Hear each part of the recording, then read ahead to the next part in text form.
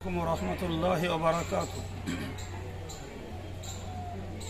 সুপ্রিয় দেশবাসী, মুসলিম ভাতৃবৃন্দ, আমার এই লাইভ প্রোগ্রাম যারা শুনছেন,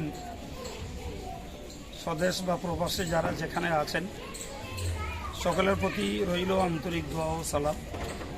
আপনারা দেখছেন যে আমি লাইভ দিচ্ছি জামিয়ার ময়দানে দাঁড়িয়েই।